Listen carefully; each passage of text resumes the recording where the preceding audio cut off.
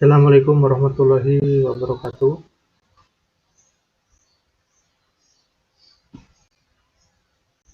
Kita berjumpa kembali di video pembelajaran Matematika Wajib kelas 12. Ini adalah materi kita di bab terakhir, di bab peluang, yaitu tentang peluang kejadian majemuk, saling lepas, saling bebas, dan peluang kejadian bersyarat. Oke, langsung saja tujuan pembelajaran kita. Yang pertama, nanti kita akan belajar tentang konsep peluang kejadian majemuk, kemudian peluang kejadian saling lepas, peluang kejadian saling bebas, peluang kejadian bersyarat, dan nanti disertakan contoh soalnya. Manfaatnya, ketika kita belajar peluang, sudah Pak Guru sampaikan di video sebelumnya.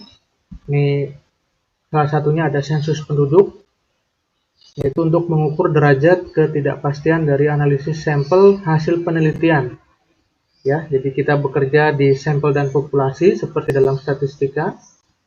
Kemudian, nah ini ya yang kalian akan lalui, yaitu tentang seleksi bersama masuk perguruan tinggi negeri, SBMPTN atau SNMPTN. Itu tentu saja kalian harus melihat peluang ketika kalian ingin masuk ke jurusan tertentu.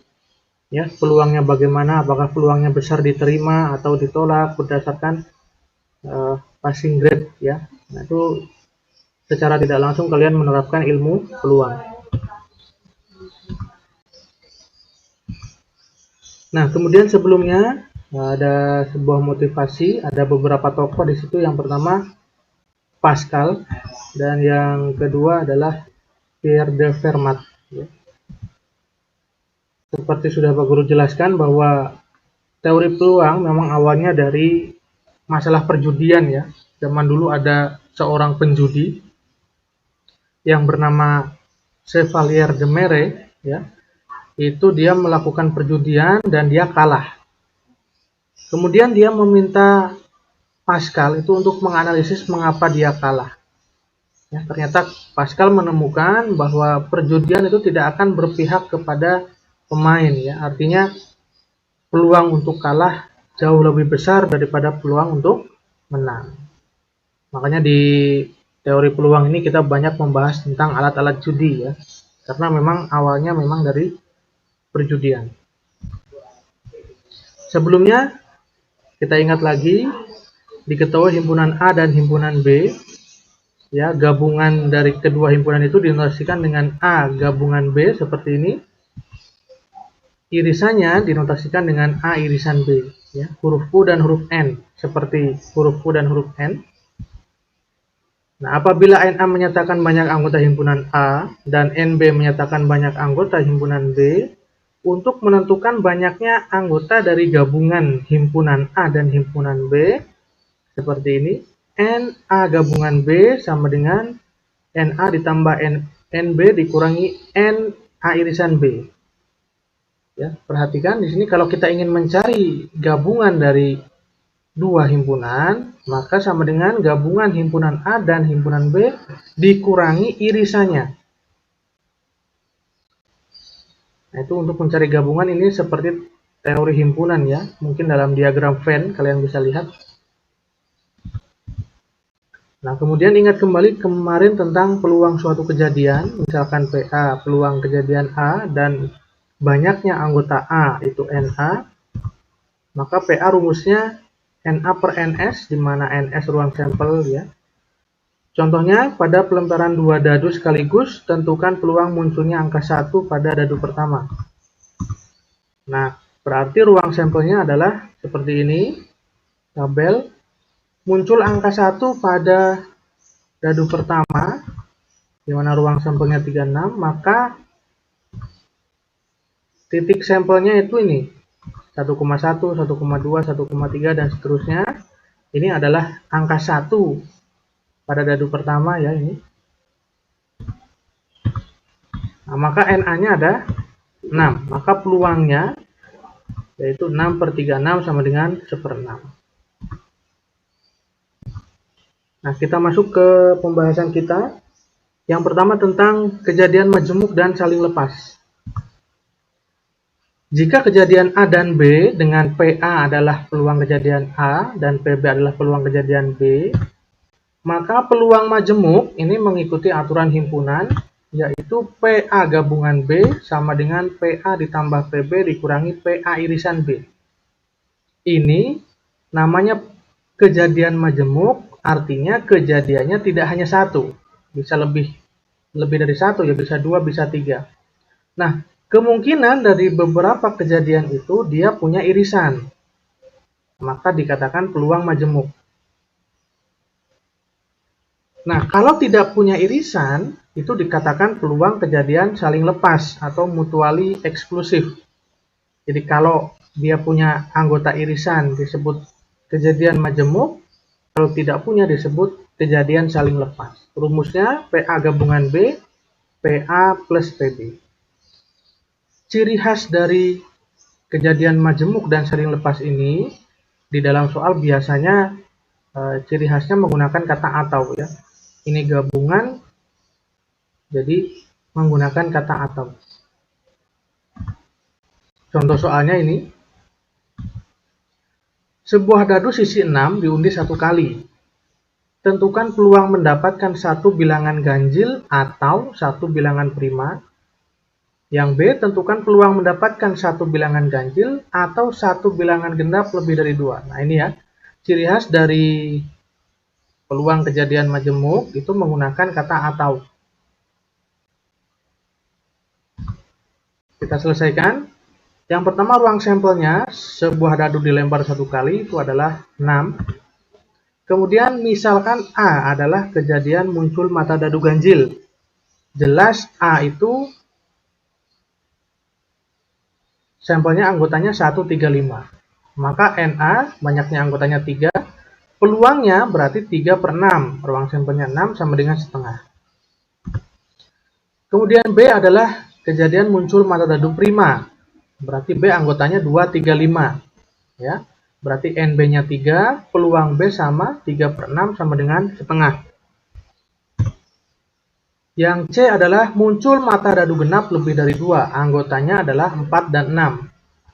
Lebih dari 2 ya. Maka NC sama dengan 2, peluangnya 2/6 sama dengan sepertiga.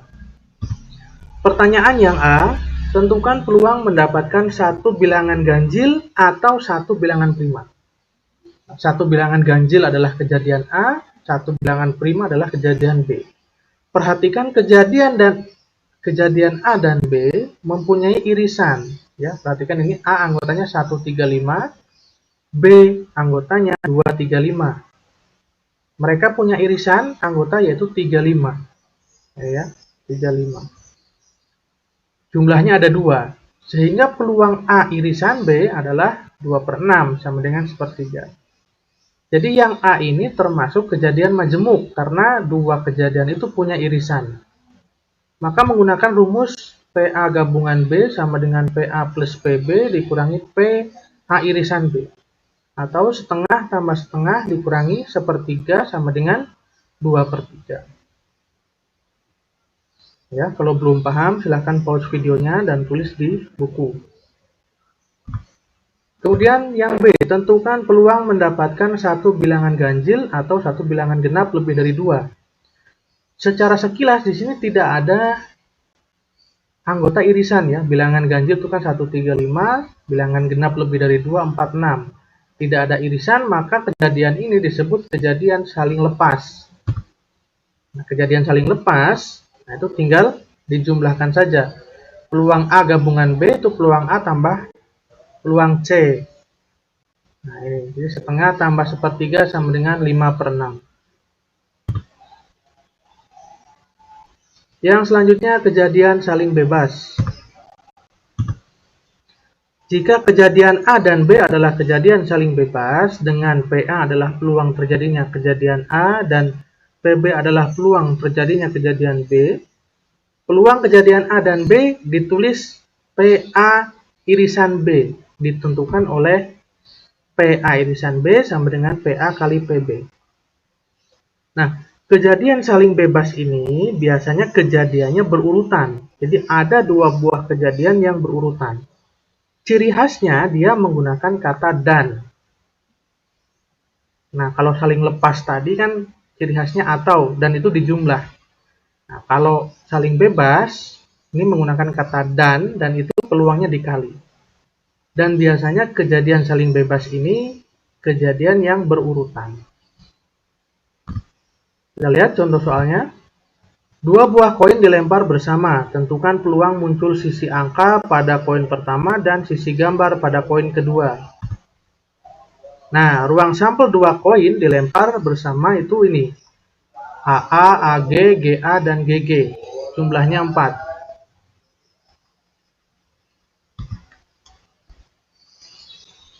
Oke, kemudian misalkan A adalah kejadian muncul sisi angka pada koin pertama. Nah, sisi angka pada koin pertama berarti kemungkinannya adalah AA dan AG. Angka pada koin pertama.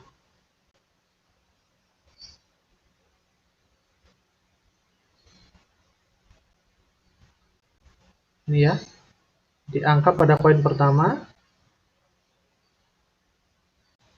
Itu jumlahnya ada 2, maka peluangnya 2/4 atau setengah. Kemudian B, muncul sisi gambar pada koin kedua. Nah, itu peluangnya ini, ruang sampel, titik sampelnya AG dan GG. Di mana gambar ada pada koin kedua ya. Sama, jumlahnya 2, peluangnya juga setengah. Di sini permasalahannya menggunakan kata dan, ini ciri khas dari kejadian saling bebas. Ya. Nah, maka kita bisa menggunakan dua cara. Yang pertama menggunakan rumus ini, PA irisan B sama dengan PA kali PB, itu setengah kali setengah sama dengan 1/4.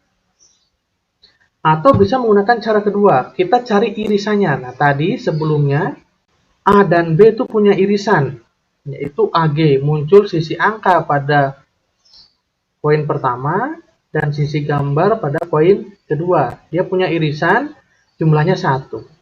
Maka peluangnya 1/4. Silahkan menggunakan cara yang mana yang menurut kalian lebih paham ya. Tapi caranya ini sebetulnya sama. Nah, jadi kalian bisa memahami mana itu kejadian saling bebas atau saling lepas dari soal ya, atau tadi yang Pak Guru sampaikan ciri khas kata dalam soal. Kemudian kejadian bersyarat. Untuk menghitung peluang kejadian bersyarat digunakan rumus berikut.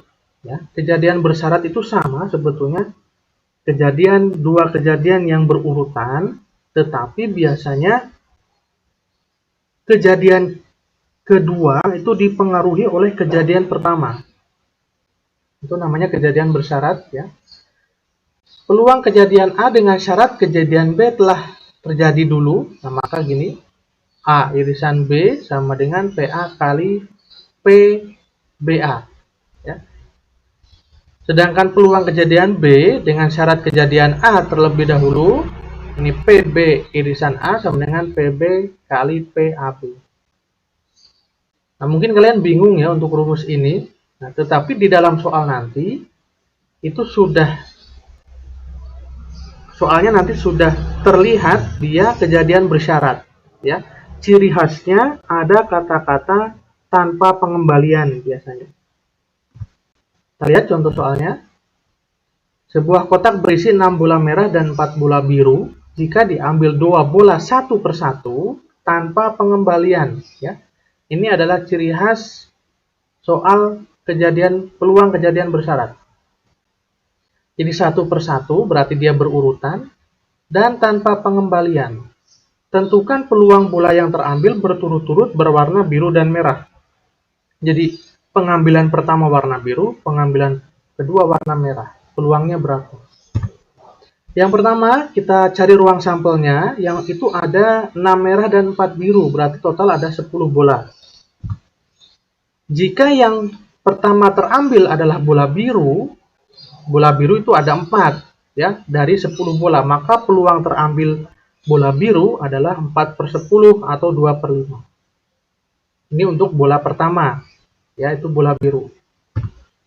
Nah, karena di sana ada kata-kata tanpa pengembalian, maka jumlah bola birunya tidak dikembalikan, artinya berkurang 1.